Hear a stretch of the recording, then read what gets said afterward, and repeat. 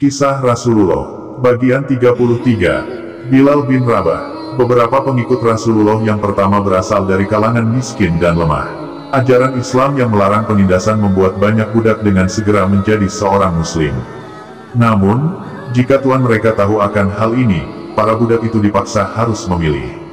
Kembali menyembah berhala atau disiksa habis-habisan. Lemparkan dia dan baringkan tubuhnya di atas pasir. Raung Umayyah bin Khalaf al-Juhmi. Rupanya, ia sangat murka mengetahui seorang budaknya, Bilal bin Rabah, menjadi pengikut Rasulullah. Lebih murka lagi ia ketika tahu bahwa Bilal, si pemuda hitam itu, lebih memilih menghadapi siksa dan membangkang kehendaknya daripada harus keluar dari agama barunya itu. Orang-orang suruhan Umayyah membuka seluruh baju Bilal. Kemudian, budak malang itu ditelentangkan di atas padang pasir yang panasnya begitu menyengat saat matahari berada di atas kepala.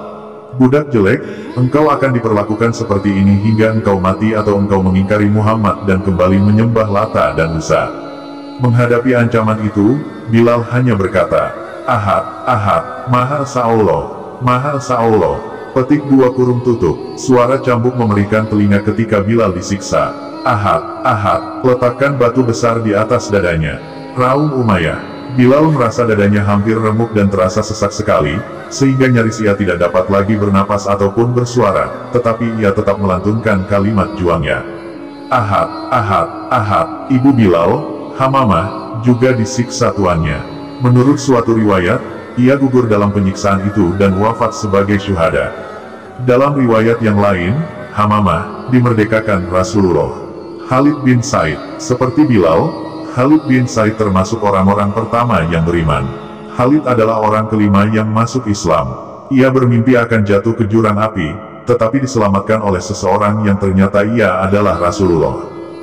Siksaan demi siksaan. Setelah melihat Umayyah menyiksa Bilal sedemikian kejam, para pemilik budak dan pembesar Quraisy yang lain ikut menyiksa para budak mereka yang ketahuan memeluk agama Islam.